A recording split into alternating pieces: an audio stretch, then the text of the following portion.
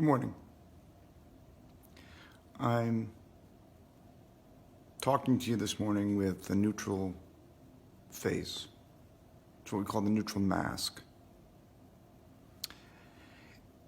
And most people, when they're in repose, are in this position. We're not smiling, if we're eating cereal, if we're reading the newspaper, mostly we're in this position.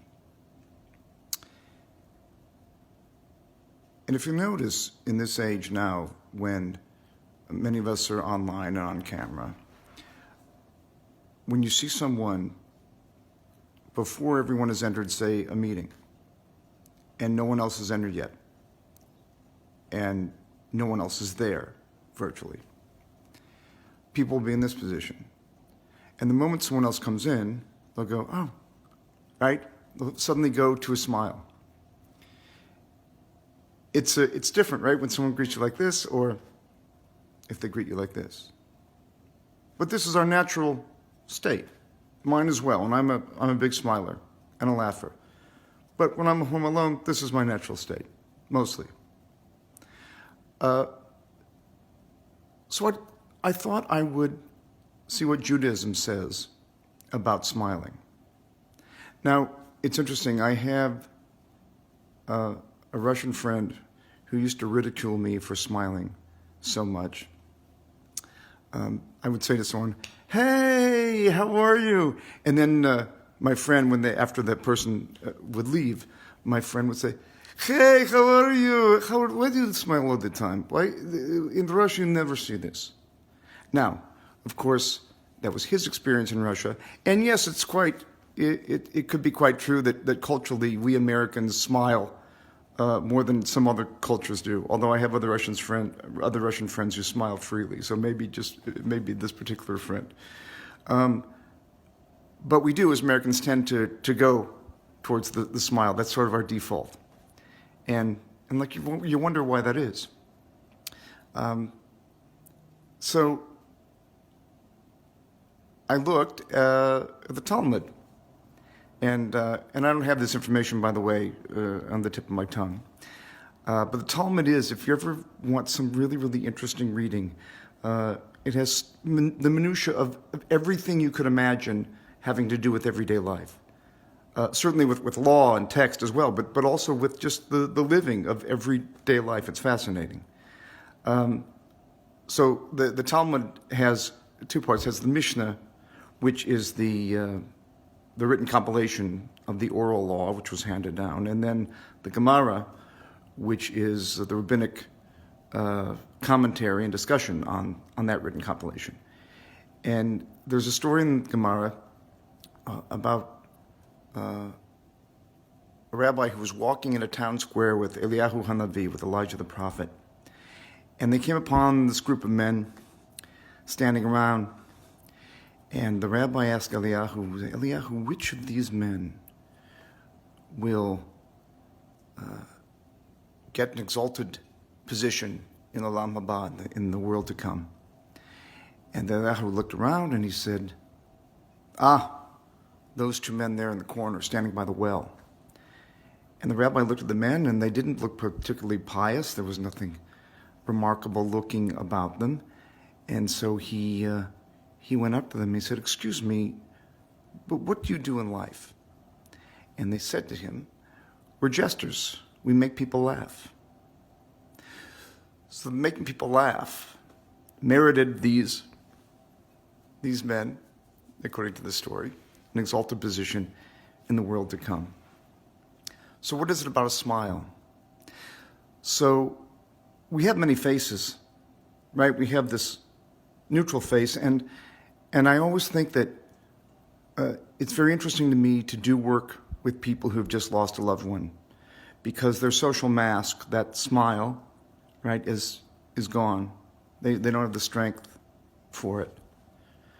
And you see people without a mask, and you really see them as they really are, as sort of their mostly natural state.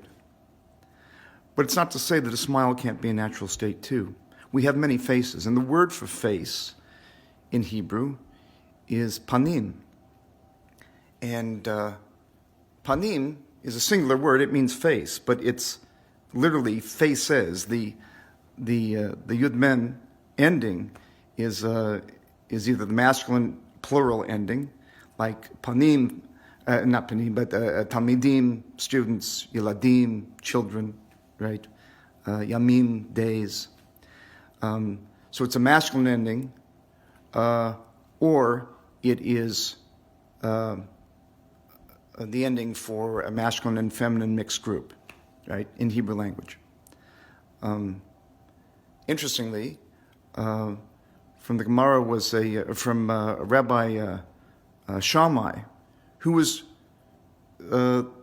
in opposition to his house of study, in opposition to the house of Hillel, Rabbi Hillel, who we hear about mostly because we follow the traditions of the Hillel. Most notably, we follow Hillel's tradition of lighting the Hanukkah candles in succession each night, increasing the light, whereas the house of Shammai advocated decreasing the candles each night because as each night passed of Hanukkah, the light was going out.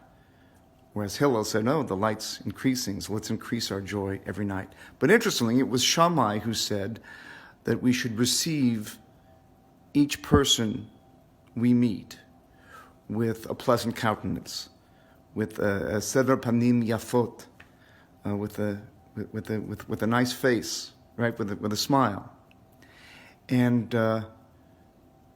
why to receive people with a smile? Because it does two things. Number one, it opens us up, right? When you smile, and when you really smile, like it really opens your soul.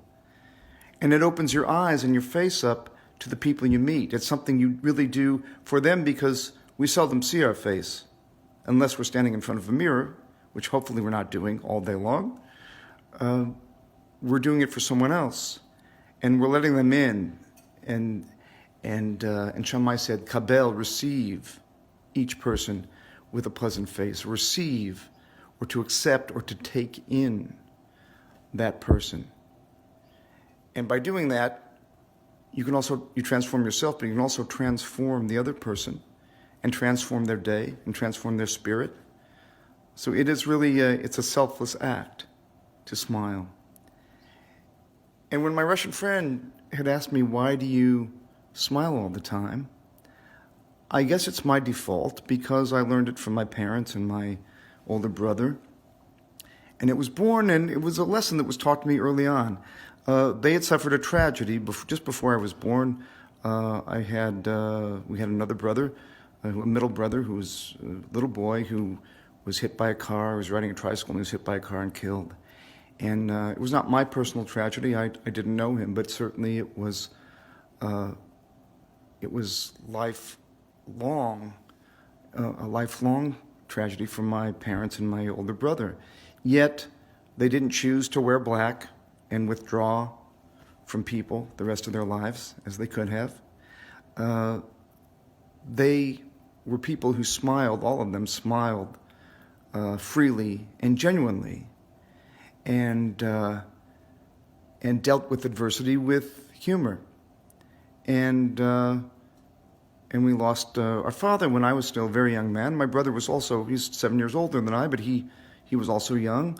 And we had learned that you deal with adversity through humor. And that we can't be sad and heavy all the time. These times are certainly serious, and as adults we know they're going to get worse before they get better, but they will get better. And in the meantime, although we are serious about taking precautions and doing what we can to aid in the effort to make sure that fewer of us get sick than more of us, we can't abandon our sense of humor and our smile. And our smile's a gift. So I encourage you to keep smiling. And there are all kinds of reasons to smile still. And we find them, I know, every day. And I hope you're finding them, and more of them. So, my song today is a silly song. It's by Donovan. Donovan was a singer in the 1960s. For those of you too young to remember him. And it's a silly song. And it goes like this. I love my shirt. I love my shirt. My shirt is so comfortable, it loves me. I love my pants. I love my pants. My pants are so comfortable, they love me. And if you want to make it Jewish, I love my tallis. I love my tallis. My tallis is so comfortable, it loves me. Oh, I love my tefillin. I love my tefillin. My tefillin is so comfortable, they love me. Keep smiling.